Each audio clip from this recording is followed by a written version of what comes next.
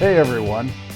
In today's video, I want to talk to you about a subject that's really near and dear to my heart, and that is power thinking. And I want to start off by asking you a question. Every day, how much time would you say that you spend in deep, focused thinking about your top priorities? When I ask most people this question, I don't get a lot of good answers. When they stop and think about it, they really don't spend a lot of time thinking. And that begs another question. I mean, we've got this enormous computer between our ears. And so if we're not using it, why are we not using it? And I think the first reason is that we are creatures of habit. We truly are. Habits rule our lives. Stop and think about it. When you get up in the morning, what do? I mean, most people, when I get up in the morning, I go to the bathroom, I brush my teeth, I shave, I jump in the shower, I get out of the shower and dry myself off and put deodorant on and get dressed and go downstairs and make breakfast and so on and so on and so on.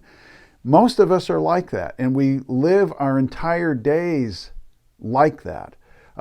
Tony Robbins, one of my mentors, tells a story about the box. And he said, stop and think about it. He said, you wake up in the morning in your box bed, and you go and you take a shower in your box shower. And then you go downstairs and you eat a box breakfast, and you get in your box car and drive to your box office, and you take a box elevator up to your box cubicle where you sit and work on a box all day long. And at the end of the day, you go back down the box elevator, drive your box back to your box home, you go in, you eat a box dinner, and then you sit in your living room and you get the remote control and you turn on the box, and maybe, just maybe, for a little bit of variety, you reach for a cylinder to change your state of mind. But when we're really gut level honest, isn't that the way that most of us live our lives? I think it is.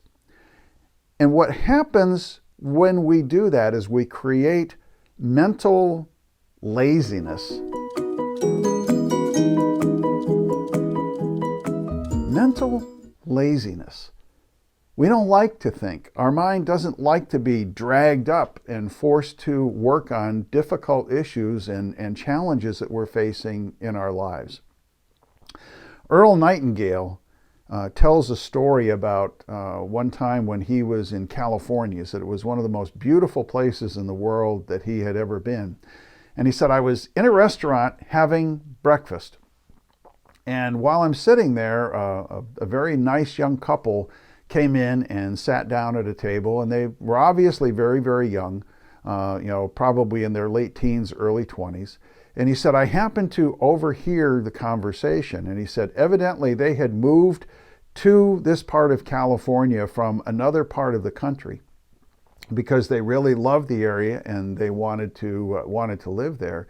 But he said, I heard the young man talking with the young woman, and he said, we've been here for a few weeks now, and we have not been able to get work. He said, no matter what I do, I can't find anyone who will give me a job. And Earl said, I stopped and thought about that. He said, here are two bright young people who obviously are intelligent, but he said, they're not using their minds.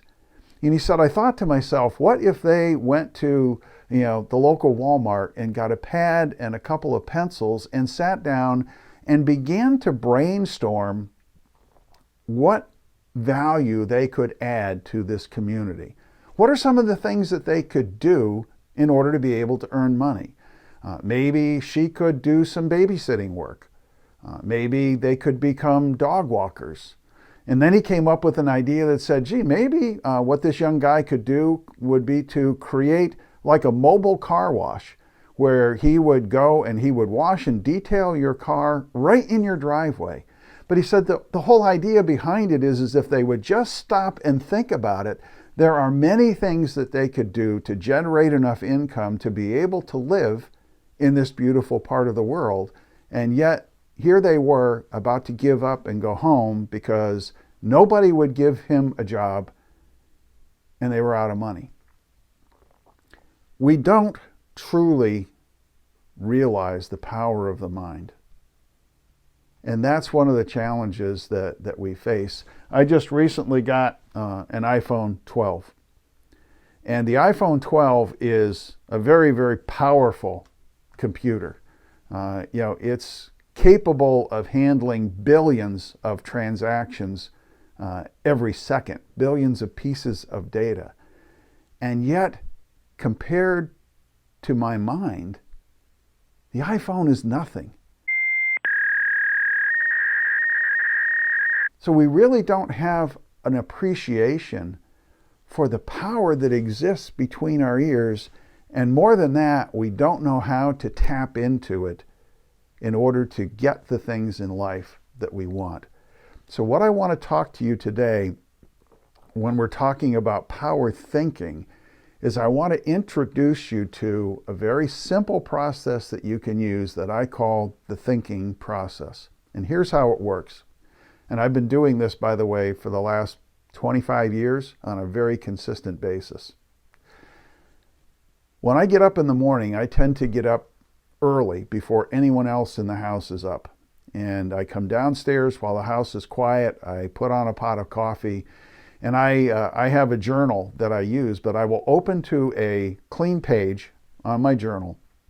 And while I have my morning coffee, I will sit and I will write one problem that I'm trying to solve across the top line of my journal. And I will spend the next hour trying to come up with as many ideas as I can for how I can solve that problem. And when you start out, you need to realize this is an uncomfortable process for your mind. Your mind does not, as I said before, does not like being dragged up and put to work. But try to come up with as many ideas as you possibly can in order to be able to solve that particular problem. Now, here's what I've learned. Most of the time, the ideas I come up with aren't any good. But what happens is that in the process of really thinking about this and forcing my mind to think about it, I transfer the problem from my finite mind, the mind I use for thinking every day, to my subconscious mind. And there are many scientists out there today who say that our subconscious mind is not bounded by time and space the way our finite mind is. And what I found over the years is that I will go through that hour of thinking, and then I forget about things, and I go on with my normal day, and I'll be out doing things during the course of the day, and all of a sudden ideas related to that problem will start to bubble up in my mind. And they're good ideas, so I write them down and I take action on them. So I encourage you to begin cultivating the use of your mind. If you spend 1 hour a day, 5 days a week, 50 weeks a year, I'll even give you 2 weeks off for vacation, that's 250 hours of focused thinking every year. It's 6 full working weeks spent digging in a vein of pure gold, because your mind is that and so much more. God bless you. Go have a wonderful day today.